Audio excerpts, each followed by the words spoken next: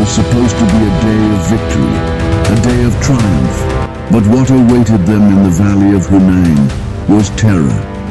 12,000 strong, the largest Muslim army ever assembled, but in an instant they were running, defeated, shattered. "Come back! I am the messenger of Allah. I am Muhammad, son of Abdallah." This is the story of how the Muslims turned from defeat to victory, against an enemy that lurked in the shadows, waiting to strike.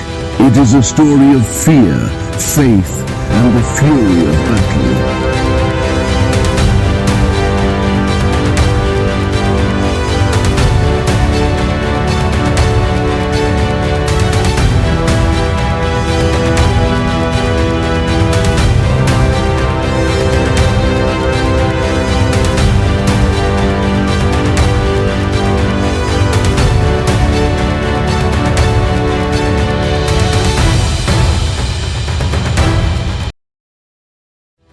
The Arabian Peninsula stood at the crossroads of history. The air was thick with tension, and the drums of war echoed through the valleys of Mecca. It was the year 630 CE, only weeks after the glorious conquest of Mecca. The city had surrendered without bloodshed, and Islam had taken another monumental step toward unifying Arabia. But not everyone welcomed this new order. Beyond the hills in the valleys of Hunayn, two powerful Arabian tribes, Hawazin and Thaqif, watched in alarm. These were no ordinary tribes. They were warriors, hardened by centuries of desert warfare. Led by the ambitious and cunning Malik ibn Auf, they refused to bow to the Prophet Muhammad sallallahu alaihi wasallam and his ever-growing influence. To them, the fall of Mecca was not a victory, but a threat. Malik, young and fiery, called a war council in the dead of night. The chieftains of Hawazin and Thaqif gathered in the dimly lit tent, their eyes reflecting the flickering flames of the oil lamps. "We will not wait for them to come to us. We strike first," Malik declared, his voice dripping with defiance. But there was a problem. The Muslim army was no small force. It had conquered the mighty Quraysh without resistance. How could they stand against such a power? Malik's strategy was audacious. "We take everything, our women, our children, our livestock. We bring them to the battlefield. We make retreat impossible." His plan was to give his warriors no choice but to fight to the death. A battle of desperation.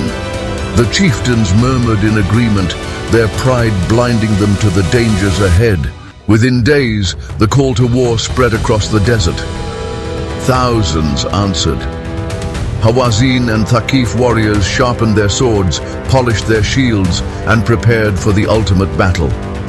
An army of 20,000 strong marched toward Hunayn, their hearts burning with vengeance.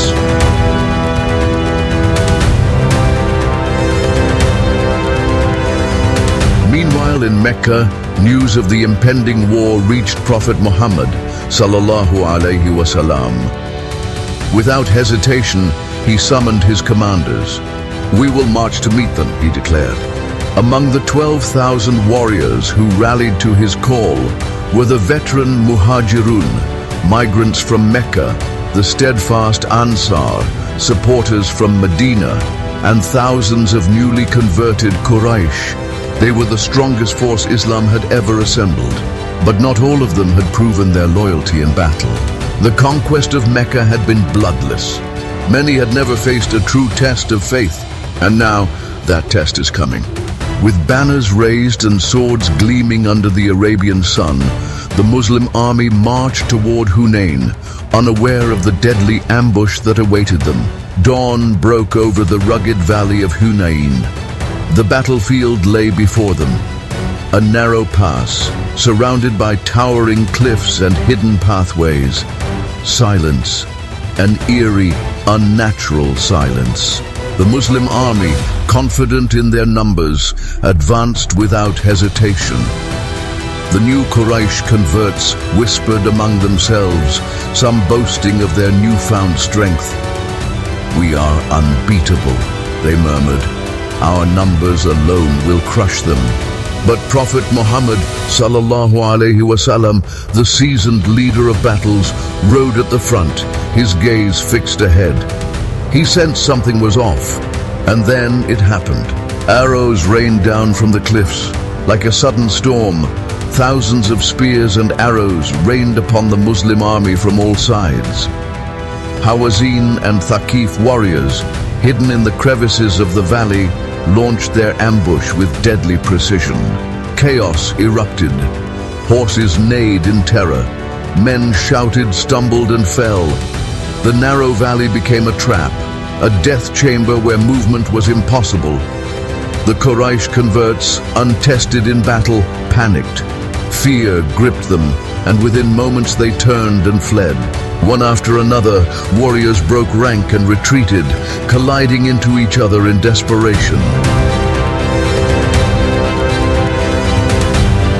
The Muslim army, once so confident, was crumbling. Prophet Muhammad sallallahu alaihi wasallam, still mounted on his white mule, remained firm. The storm of arrows whizzed past him, but he did not flinch. With only a handful of loyal warriors by his side, Abu Bakr, Umar, and Ali, may Allah be pleased with them all, he raised his voice against the tide of retreat. "O people, come back! I am the messenger of Allah!" But in the chaos, his voice was lost. It was then that Abbas, may Allah be pleased with him, the Prophet's uncle, took a deep breath and unleashed a thunderous call across the valley. "O companions of Badr, O Ansar, come back, the Prophet is here!" Like a beacon in the storm, his voice cut through the fear. The veterans of Badr and Uhud, hearing their call, turned back. The Ansar, the true defenders of Islam, rallied once more. Khalid ibn al-Walid, the undefeated sword of Allah, charged forward with his cavalry. The tide of battle shifted. The ambush had failed.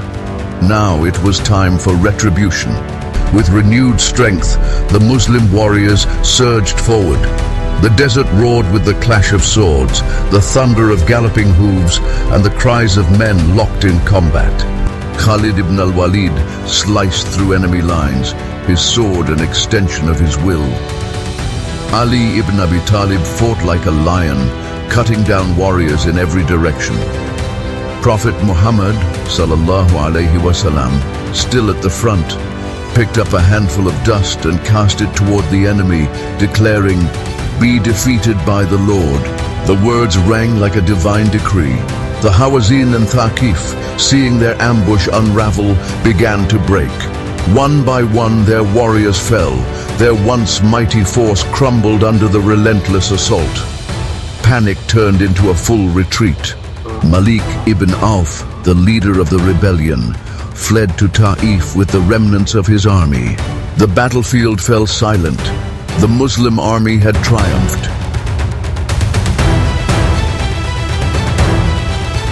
What began as a disastrous ambush ended in one of the greatest victories in Islamic history. The spoils of war were immense, thousands of camels, sheep and prisoners. Yet, in an act of mercy, Prophet Muhammad sallallahu alaihi wasallam later freed all the captives, including Malik's family. The defeated leader, seeing the nobility of Islam, later embraced the faith. The Battle of Hunayn was more than just a military triumph.